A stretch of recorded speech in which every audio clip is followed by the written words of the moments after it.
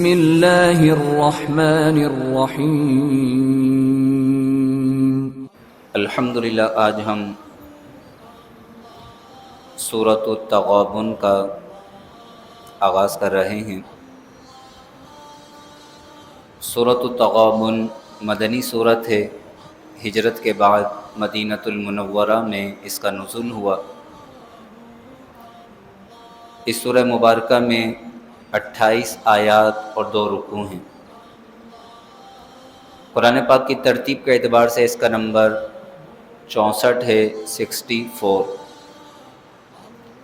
تغابن کہتے ہیں نقصان کو، خسارے کو، ہار کو۔ لفظ غبن سے بنائے، غبن سے تغابن۔ غبن کہتے ہیں کسی کو نقصان ہو جائے، دھوکہ ہو جائے۔ قیامت کے ناموں میں سے ایک نام ہے یوم التغابن، ہارنے کا دن۔ یعنی قیامت کا دن ظالموں کی ہار کا دن ہے اور مسلمانوں، حق بولنے والوں کی جیت کا دن ہے۔ قیامت یوم التغابن ہے، ظالموں کی ہار کا دن۔ اعوذ باللہ من الشیطان الرجیم، بسم اللہ الرحمن الرحیم۔ ارشاد فرمایا یسبح للہ، اللہ کی پاکی بیان کرتے ہیں۔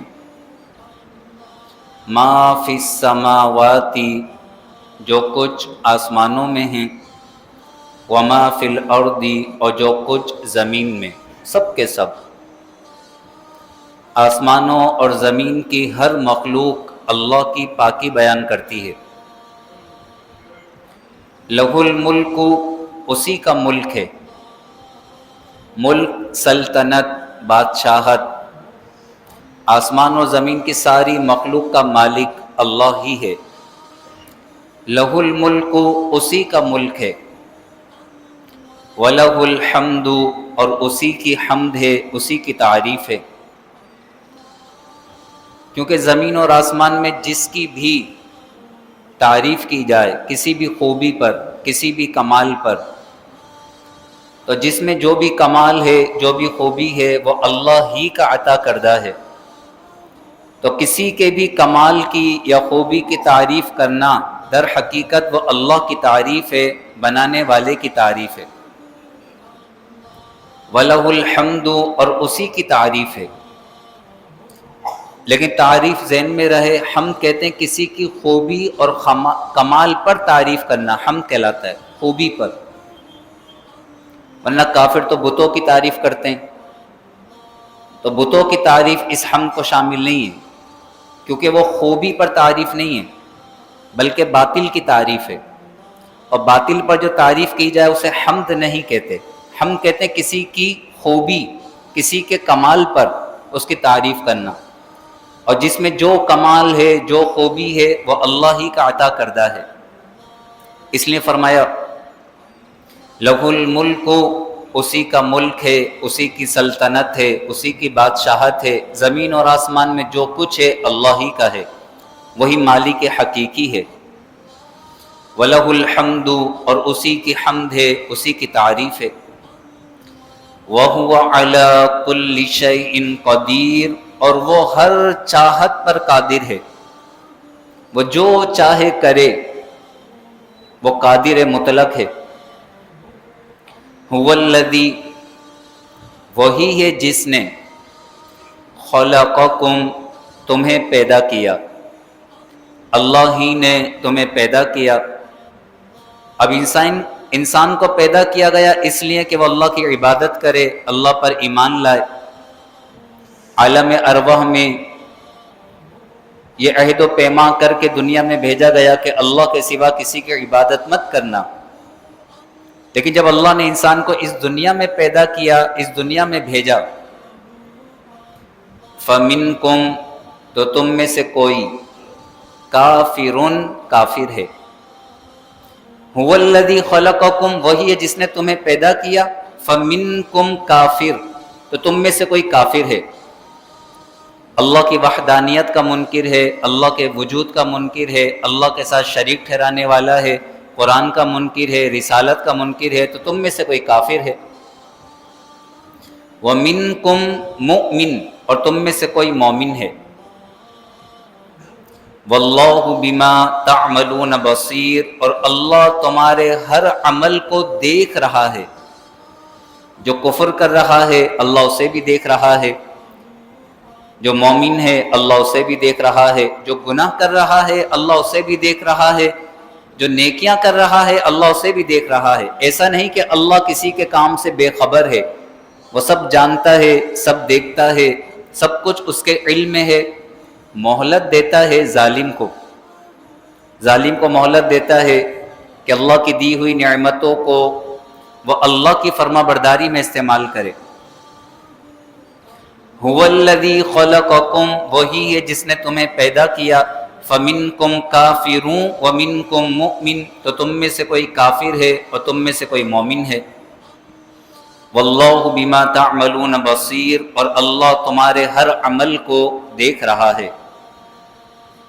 خلق السماوات والارض، اس نے آسمانوں اور زمینوں کو پیدا کیا۔ بالحق، حق کے ساتھ۔ یہ جو کہا جاتا ہے کہ حق کے ساتھ آسمان اور زمین کو پیدا کیا، حق کے ساتھ، اس سے کیا مراد ہے؟ اس کا ایک معنی یہ ہے کہ اللہ نے حق کے ساتھ یعنی ٹھیک ٹھیک بنایا۔ اس نے آسمان اور زمین کو ٹھیک ٹھیک بنایا، اس کے بنانے کے اندر کوئی کمی نہیں ہے۔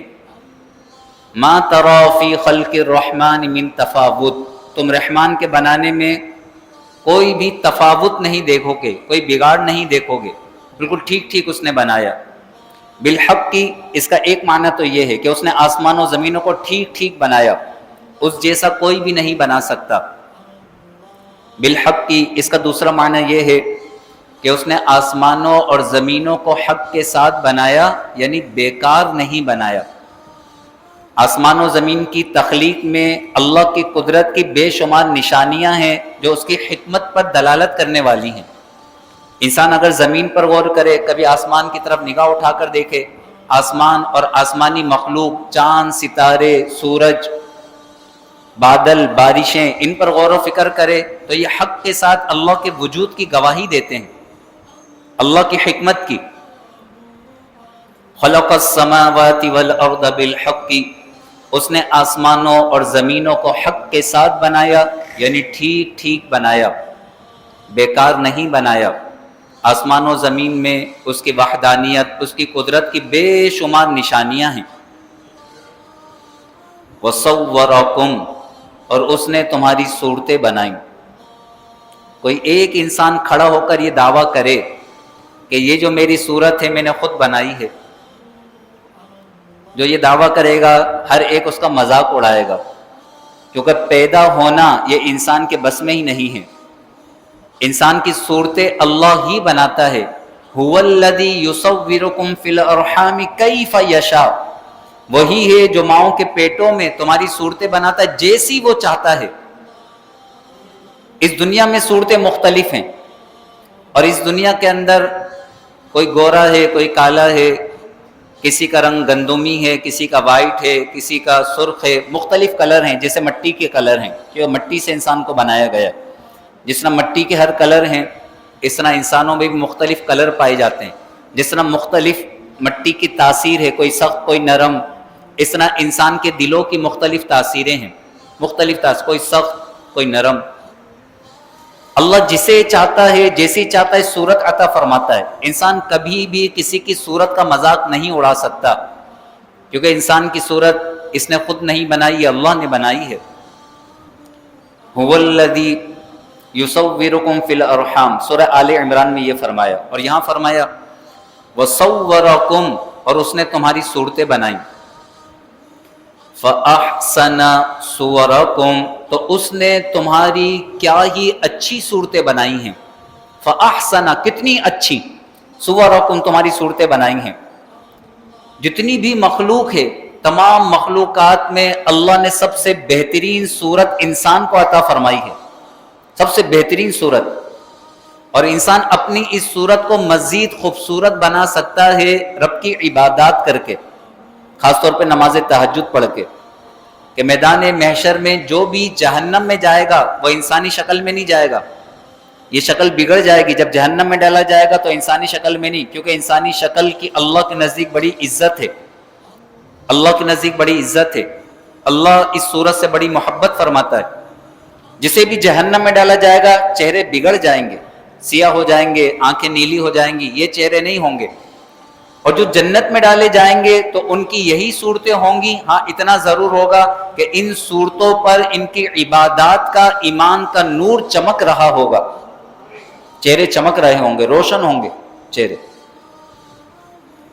وَصَوَّرَكُمْ، اس نے تمہاری صورتیں بنائیں. فَأَحْسَنَ صُوَرَكُمْ، تو تمہاری کتنی اچھی صورتیں بنائیں. انسان کبھی بھی اپنے سے زیادہ حسین کو دیکھ کر احساس کمتری میں مبتلا نہ ہو، بلکہ اللہ کا شکر ادا کرے کہ اللہ نے اسے انسان بنایا اور اللہ نے اسے یہ صورت عطا فرمائی ہے. اور سنت بھی ہے، جب بھی آئینہ دیکھے تو آئینہ دیکھ کر کہے اللہم حسنت خلقی فحسن خلقی، اے اللہ تو نے میری صورت بہت اچھی بنائی ہے، تو میری سیرت کو بھی اچھا کر دے، میرے کردار کو بھی اچھا کر دے. کبھی بھی شکوہ و شکایت نہیں کرے. اگر سمجھنا ہے تو یہ واقعہ سمجھیے، پہلے آیت مکمل کر لیں. فرمایا وَصَوَّرَكُمْ فَأَحْسَنَ صُوَرَكُمْ، تمہاری صورتیں بنائیں تو کیا ہی اچھی صورتیں بنائیں. وَإِلَيْهِ الْمَصِيرُ، اور اسی کی طرف لوٹ کر جانا ہے. مصیر پلٹنا ہے، پلٹ کر تو اللہ ہی کے دربار میں جانا ہے، لوٹ کر تو اللہ ہی کے دربار میں جانا ہے.